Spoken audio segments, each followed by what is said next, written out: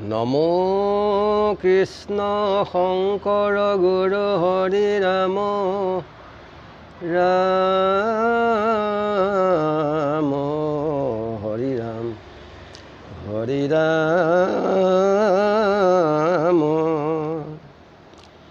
ভীষ্মৰ মুখ্য উৎসৱ কথন চতুৰ্থ খণ্ড দলৰি।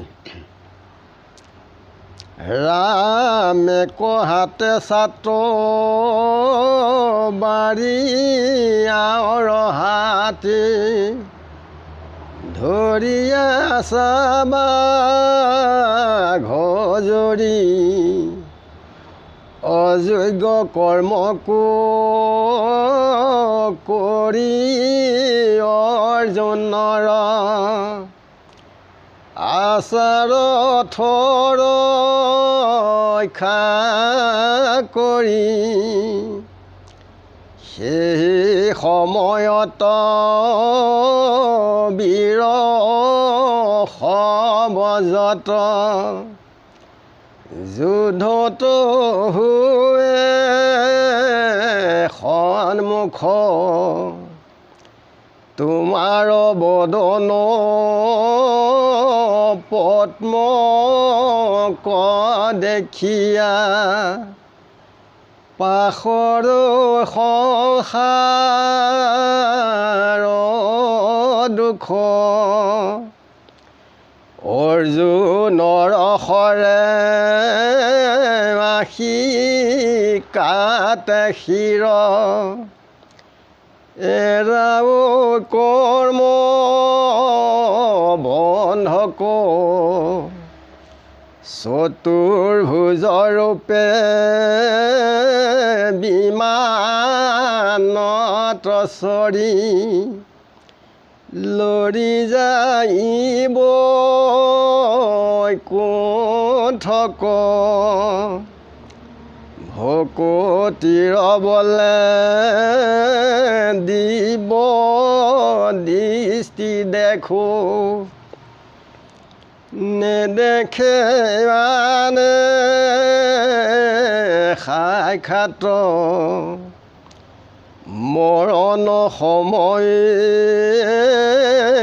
শৰণ পখিলো ৰহু কৰতি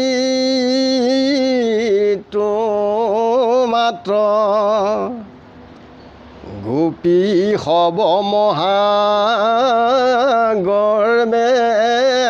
অন্ধ ভৈলা তোমাৰ পায়া সন্মান মহায়ংকাৰ দেখি তা সম্বাৰ তৈতে ভৈলায় ধ্যান তোমাক নাপাই প্ৰেম চৰি যাই কৰিলা তোমাৰ লীলা এতে কতে মহাগতি লক্ষীপতি অজ্ঞানী গোপী কদিলা নাৰী অনাচাৰী সিও নিস্তৰিল তোমাক মানি বলভ আতি অপয়াসী পাইলা পৰম পদ দেৱৰ যিটো দুৰ্লভ জাতি কুল কিৰা একোৱে নবাচি তোমাৰ ইটো ভকতি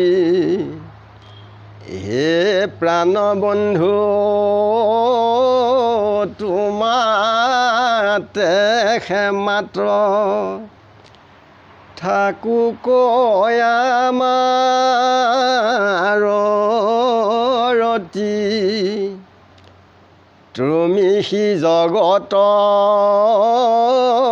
পুইজ জগ জীৱ প্ৰত্যক্ষে দেখিলো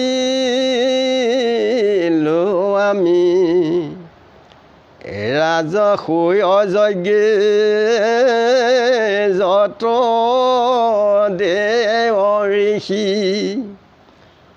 অৰ্চিলা সবে প্ৰণামী তোমাৰ মহিমাৰ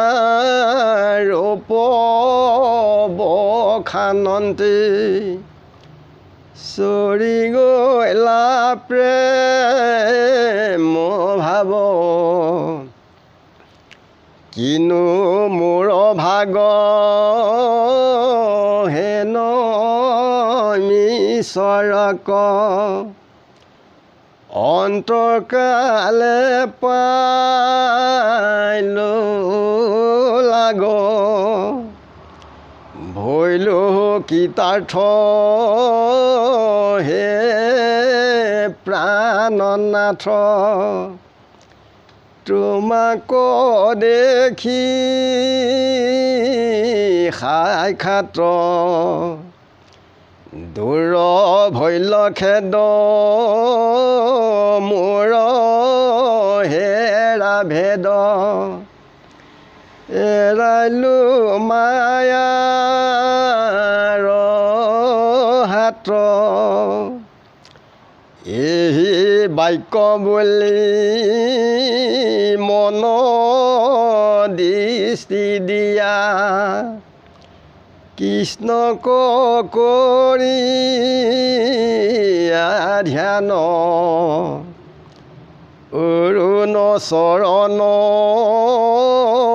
মনে আলিংগিয়া ভীষ্মে বেৰিল প্ৰাণ পাইলা পাৰিষদি তনু তাৱখনি মিলিল বহম সম্পত্তি দেয় সিদ্ধ ঋষি সবে দেখিলা ভীষ্মে পাইলে মহাগতি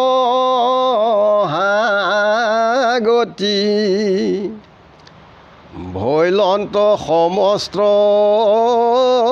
সমাজে তবধ নাহি কাৰো মাত্ৰ বোল আকাশৰ পৰা কৰৈ পুষ্প বৃষ্টি দুন্দুভি শব্দৰুল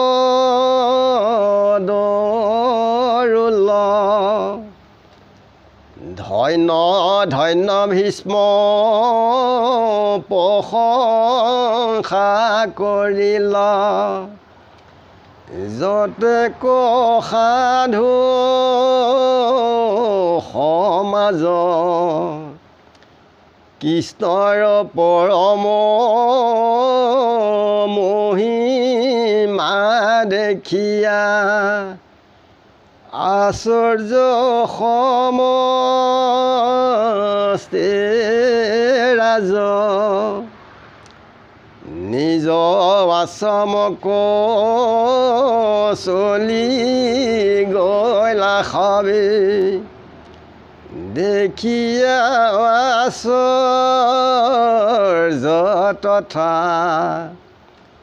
প্ৰথম স্কন্ধৰ নৱ অধ্যায়ৰ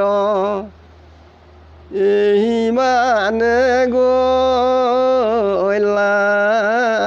কথা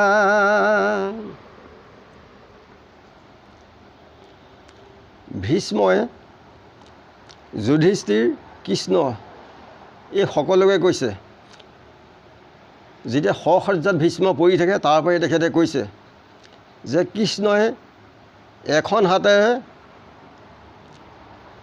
ছাট জৰি তেখেতে ধৰি থাকে আৰু আন হাতে যিটো আমাৰ ক্ষুদ্ৰ ব্ৰহ্মাণ্ডৰ যিটো বাঘজৰি কালৰ জৰি তেখেতে ধৰি থাকে আৰু অযোগ্য কৰ্মকো অৰ্জুনক হতুৱাই কৰাই তেখেত আমাৰ সকলো লোকৰে তেখেত ৰথৰ সাৰথি।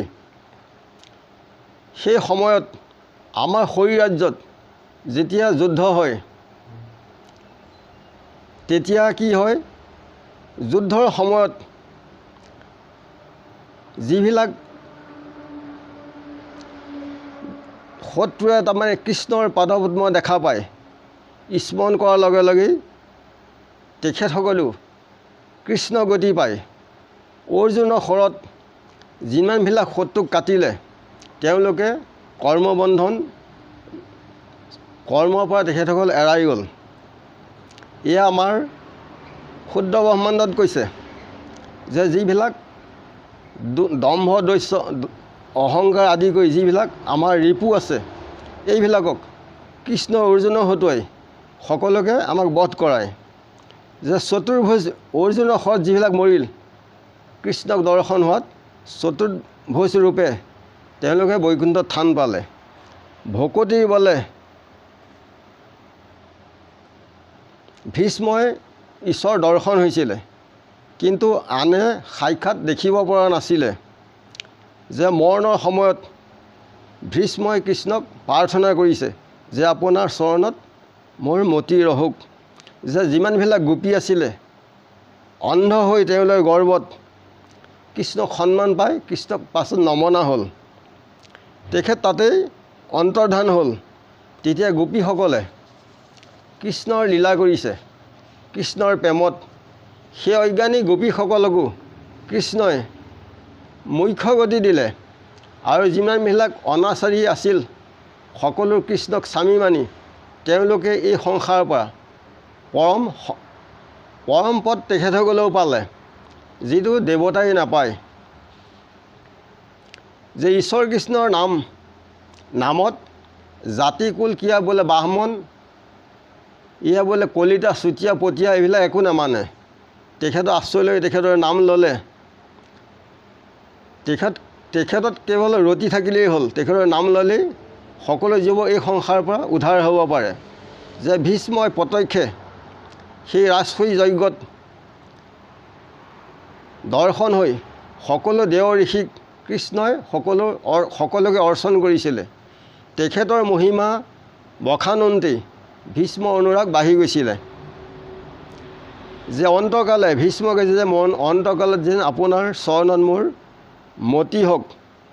যে মোৰ যিমানবিলাক মনৰ খেদ আছিল এই সকলোবিলাক আঁতৰ হ'ল আৰু মায়াবিলাকো মোৰ মনৰ পৰা আঁতৰি গ'ল।